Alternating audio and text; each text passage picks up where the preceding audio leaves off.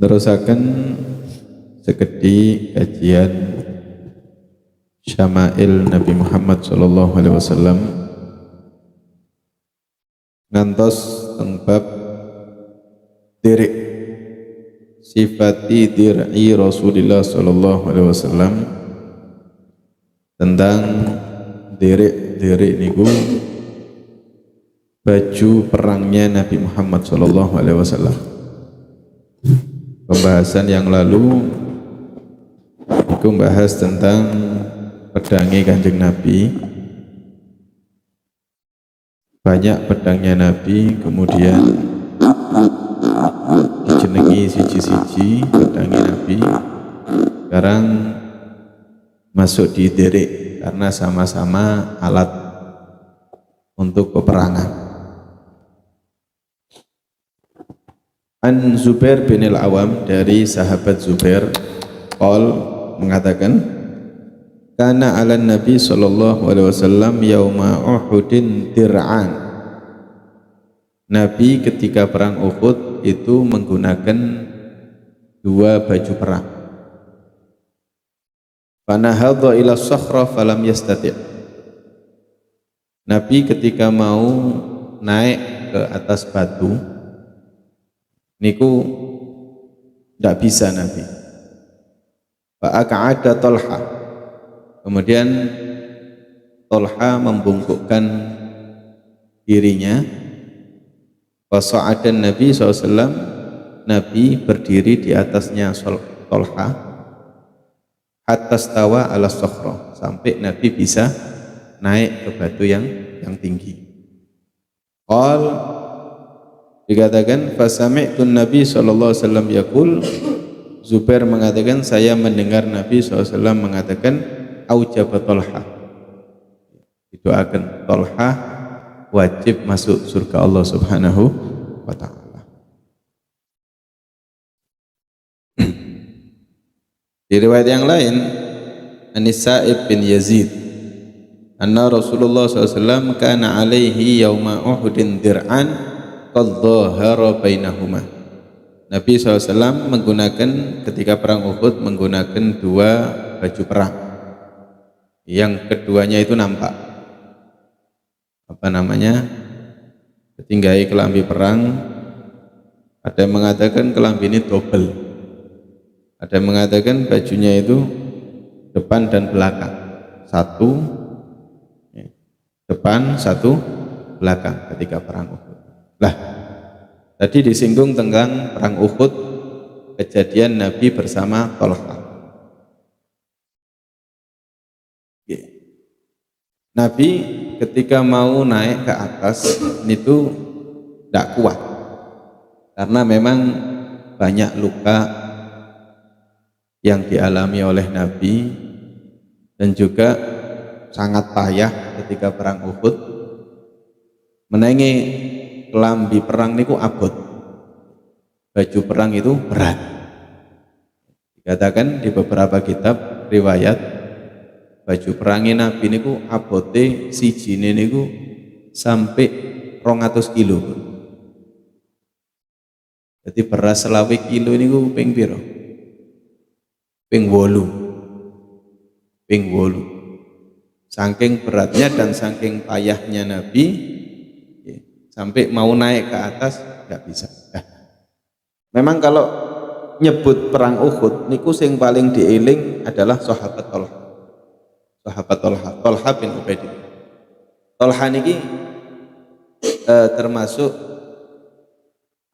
orang yang kelas atas lah, kaya, wong sugih, dan masuk Islamnya minas sabiqin.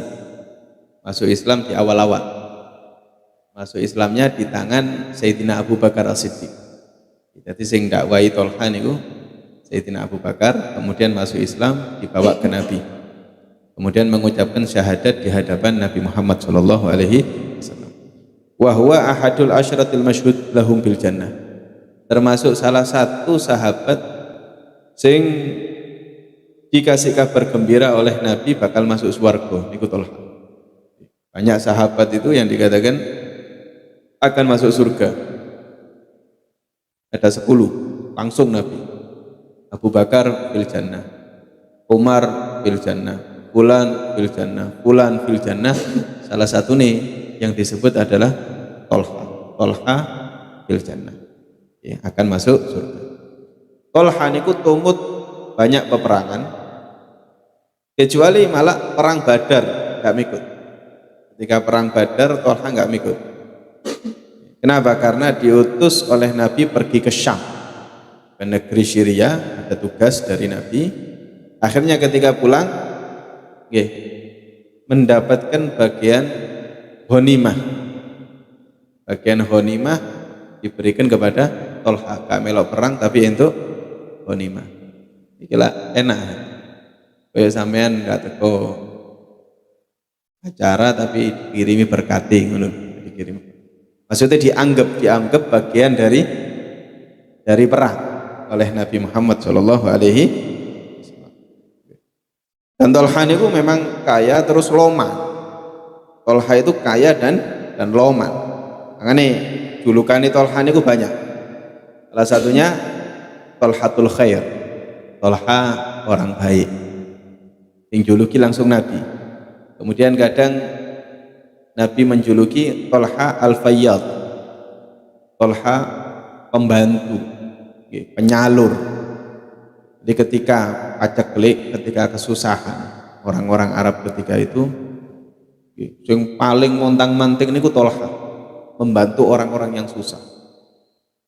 Banyu, niku perairan membeli sampai dibeli, ada satu sumber di gunung niku dibeli miliknya orang kafir, dibeli oleh Tolha, kemudian diairi ke orang-orang Arab ketika itu yang kesusahan. Kemudian Tolha beli onta, dibeli unta. Sing sekiranya orang-orang ini gak susah, tidak susah. Jadi membahagiakan orang-orang ketika susah.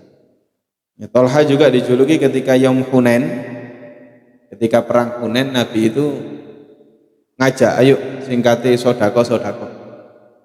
Sayyidina Umar membawa uang yang banyak. Sampai Kanjeng Nabi takok, lu jakene Sayyidina Umar, ma tarok tali ahlik. Lah keluargamu ya nopo? Oh, tarok tu mislah ya Rasulullah. Saya meninggalkan ya podo, akene kaya sing tak sodakokno. Jadi apa separuh kekayaan disodakohkan. Gak suwe Sayyidina Abu Bakar datang bimalih kullih, dengan harta yang sangat banyak, bahkan keseluruhan hartanya Sayyidina Abu Bakar diserahkan. Kaget Kanjeng Nabi. Ma tarak tali ahlik, keluargamu sampean sisain apa? Jawabannya Sayyidina Abu Bakar, saya kehilangan harta enggak apa-apa ya Rasul. Taraktu lahum Allah wa rasulah. Sing penting enggak kehilangan Allah, enggak kehilangan Kanjeng Nabi sallallahu alaihi wasallam. Tolha juga begitu. Tolha memberikan harta yang sangat banyak sampai Nabi pun menjuluki Tolha al-Jud. Tolha orang yang dermawan. Kemudian Tolha niku saking dermawan ini pernah Tolha itu kerja di Yaman, ketika itu di Hadramut, disebutkan di kitab ini di Hadramut. Banyak dagangan di sana. Tolha kemudian datang, hartanya itu harta yang sangat banyak, wakilat, hartanya sangat banyak di rumahnya.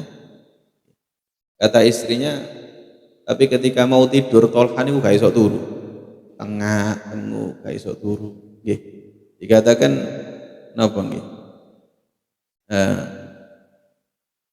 Ya tamalmal niku molak-malik tok.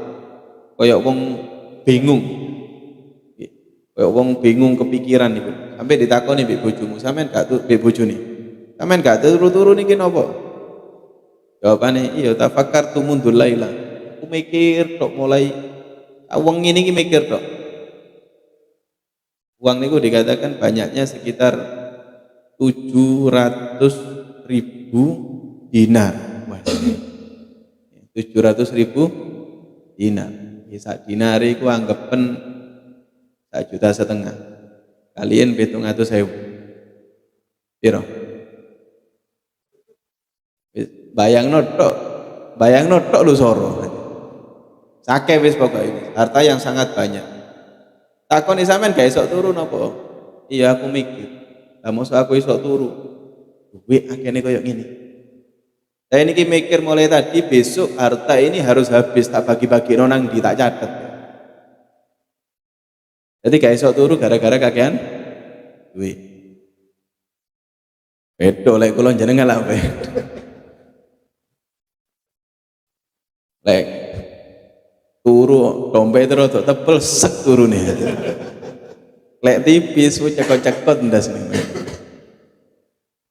Ha kata. Saking nopo jenenge lomane Tolha. Dan ketika perang Uhud niki yang paling kalau nyebut perang Uhud niku sing paling dieling Tolha. Sing paling dieling Tolha. Kan perang Uhud singkat cerita niku sahabat dipukul mundur gara-gara salah satu sebabnya gak nurut dengan strateginya Nabi Muhammad Shallallahu alaihi wasallam. Nabi ini sudah ngasih strategi yang sangat luar biasa. Musuh nih yang menjadi pemimpin orang kafir ketika itu salah satunya Khalid bin Walid. Khalid bin Walid ini yang paling ditakuti sebetulnya. Winter strategi perang. Ketika melihat di Uhud gelok strategi ini Kanjeng Nabi, geleng-geleng Khalid bin Walid. Kalau seperti ini kita nggak mungkin menang. Wis mending mundur aja. Kalau seperti ini nggak mungkin menang. Akhirnya temenan. Padahal ya ketika perang Uhud banyakan orang kafir daripada orang-orang muslim ketika itu. Akhirnya temenan. Kalah lah, tengah-tengah dipikir orang kafir ini sudah lari semuanya. Strategi ini Nabi Muhammad gak dijalankan. Akhirnya alhasil sahabat itu dipukul, diserang dari dua sisi. Dari dua sisi. Ada gunung kecil, yang tahu umroh itu ditunjukkan biasanya. Ada gunung namanya apa? Jabal Rumah. Nabi itu menaruh pemanah di atas Jabal Rumah ini supaya kalau ada yang nyerang dari belakang dipanah. Kemudian Nabi Muhammad naruh strategi belakang ini Jabal Uhud, Gunung Uhud. Jadi sekiranya gak diserang dari atas, dari samping, diserang dari satu sisi. Kalau dari satu sisi sahabat ini roto-roto siji lawan siji diguyu hati. Sahabat ini kelasnya siji lawan 10 baru maju. Ikutu siji lawan 3. Siji lawan 10 maju. Kelasnya sahabat. Dari satu sisi. Alhasil ketika banyak orang kafir yang melarikan diri, dipikir mulai kalah. Ternyata yang dari gunung ini sahabat turun. Sudah tidak ada kekuatan di gunung. Khalid bin Walid kita balik dari arah belakang. Akhirnya diserang dari dua sisi umat Islam sahabat ketika itu.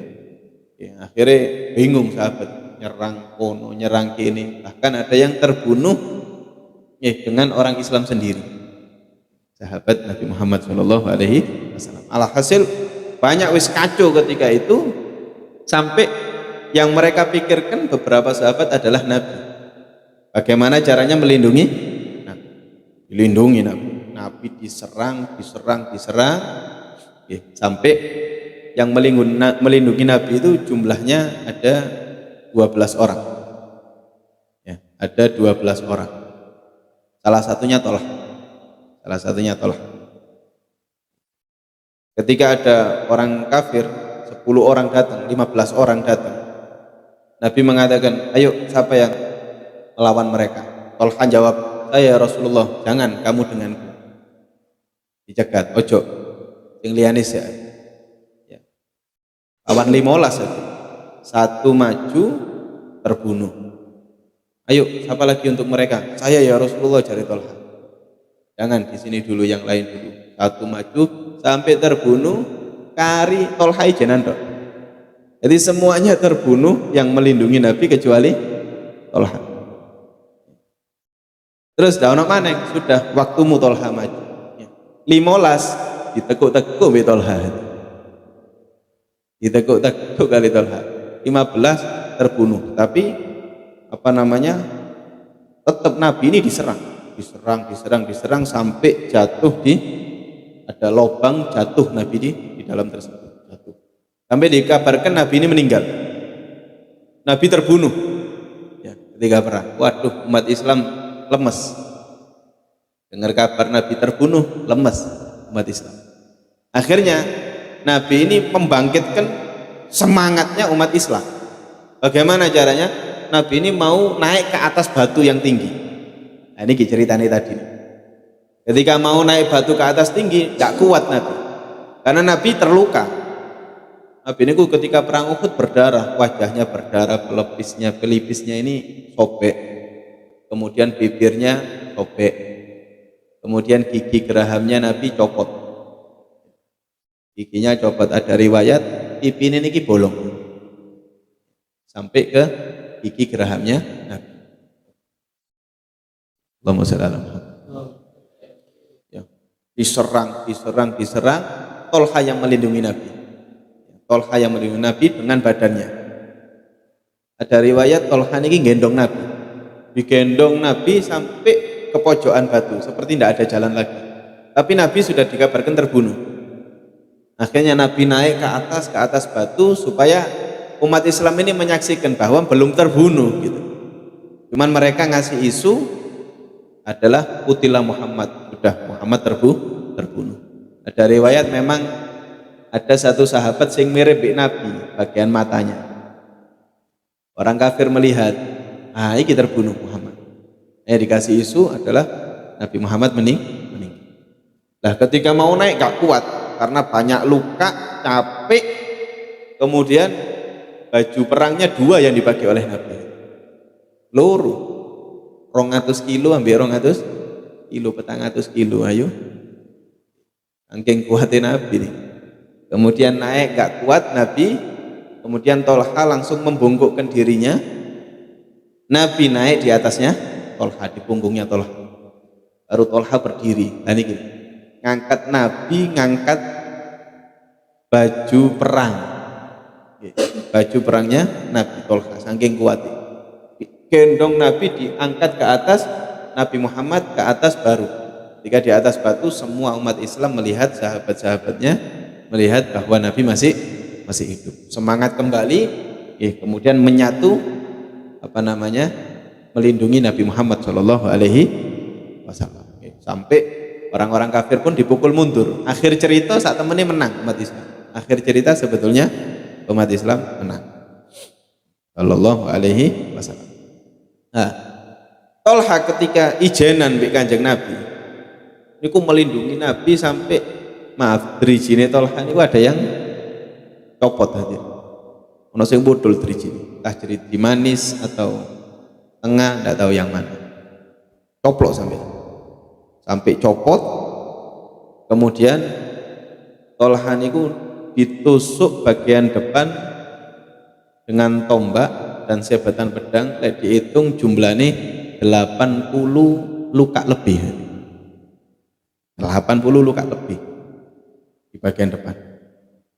Sampai ada riwayat Tolha mengatakan semua anggota tubuhku sakit. Kemaluanku. Walaupun kemaluannya kena sebatan pedang. Melindungi Nabi Muhammad Shallallahu Alaihi Wasallam. Tapi dibanggakan mbek Kanjeng Nabi. Dibanggakan sampai Nabi mengatakan, ketahuilah ketika perang Uhud sudah enggak ada orang lain. Di kananku Jibril, di sebelah kiriku Tolha. Di sebelah kiriku Tolha. Sampai Nabi pun mengatakan Tolha dan Zubair nanti di surga menjadi tetanggaku, kata Nabi Muhammad Shallallahu Alaihi Wasallam. Sayyidina Abu Bakar niku setiap nyebut Uhud itu mengatakan dzaka kulluhu yaum Tolha. Uhud itu wis harinya Tolha sudah. Yang dikenang adalah Tolha sudah. Karena yang betul-betul melindungi Nabi Muhammad Shallallahu Alaihi Wasallam. Lindungi Nabi. Sampai saking akene lukai Tolha tapi si urip. Nabi mengatakan man sarrahu ayyanzura ila rajulin ila syahidin yamshi ala dhahril ard falyanzur ila Talha bin Ubaidillah. Siapa yang mau melihat orang mati syahid tapi masih urip, orang dihukumi syahid tapi masih hidup, sapa wonge? Ya Talha niki. Karena betul-betul melingkuhi Nabi sampai 80 tusukan tapi masih hidup, sampai dijuluki ada Talha, orang yang hidup tapi dihukumi mati. Karena julukannya Talha niku asyahidul hayy, orang hidup tapi wis dihukumi mati syahid.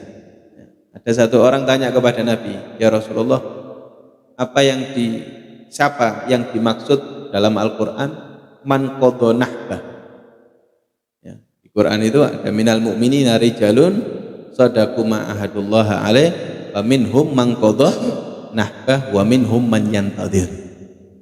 Ada orang-orang mukmin itu, ada orang-orang hebat yang menepati janjinya mereka kepada Allah.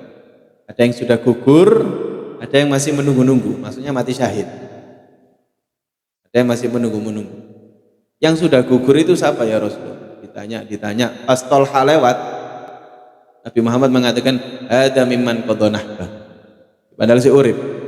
Ya, ini termasuk orang yang qadha nahbah, yang sudah gugur. Karena melindungi Nabi tapi si urip. Jadi si urip wis dihukumi syahid Talha. Talha hidup terus sampai di perang Jamal. Di perang Jamal Talha meninggal dunia. Perang Jamal, perangnya Sayyidina Ali. Talha meninggal dunia. Kemudian yang paling perhatian dengan Talha adalah Sayyidina Ali. Sampai Sayyidina Ali itu nangis ketika Talha meninggal, niku nangis dan mengusap wajahnya Talha sambil mengatakan, ya seandainya aku meninggal sebelum hari ini 20 tahun yang lalu, aku tidak sedih melihat sahabatku, kekasihku meninggal dunia. Coba aku wis mati sih, ndak ketok kehilangan Talha seperti itu. Sampai ketika ketemu anaknya Talha, Imran namanya, itu datang ke Sayyidina Ali, ketemu, disambut oleh Sayyidina Ali, dipeluk sambil mengatakan, aku berharap kepada Allah nanti di surga bersama ayah, yang disebutkan di dalam ayat penghuni surga itu ikhwanan ala sururin mutaqabilin. Ya, penghuni surga itu nanti dikasih kayak kasurnya masing-masing, kendaraan masing-masing. Kalau rindu kepingin ketemu koncone, itu sariruhu ila sarir sahibi. Jadi kasure niku melaku dewi, iki sifat di surga. Kasure melaku dewi sampai jajari kasur koncone.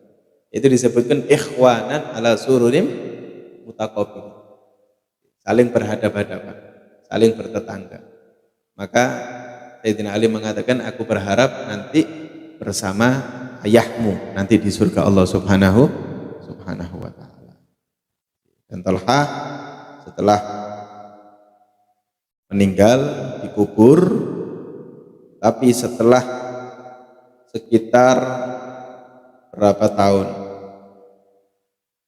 sekitar hampir 10 tahun lebih, niku ada orang mimpi kuburannya Talha niki kebanjiran, dan Talha mengatakan, saya keganggu dengan air, pindahkan saya dari kuburan, pindahkan saya. Diceritakan nang anaknya 1, 2 kali, 3 kali, akhirnya dikeduk. Subhanallah, dikeduk jasadnya Talha itu. Ketika dikeduk mau dipindahkan, niku sik wuto sean. Kemudian ada darah sedikit, darah segar yang mengalir dari dahinya. Kata anaknya, tidak berubah sedikit pun ayahku, kecuali rambutnya tok tambah dawa. Rambutnya tok. Kata betul yang dikatakan Allah. Ya, memang kudu yakin orang yang mati syahid apa ayatnya? Wala tahsabanna alladziina qutilu fi sabilillahi amwat bal ahya. Orang yang mati syahid itu jangan dikatakan mati, tapi mereka hidup, ya, hidup dan diberikan rezeki oleh Allah Subhanahu wa taala. Akhirnya dipindah jasanya Tolha, ya, di pemakaman lain. Wallahu a'lam. Ya, mudah-mudahan kita semuanya bisa mendapatkan pelajaran dari besarnya cintanya sahabat kepada Nabi Muhammad sallallahu alaihi wasallam. Lan mugi-mugi kula lan panjenengan mangke saged kempal kali para sahabat kali Kanjeng Nabi Muhammad sallallahu alaihi wasallam.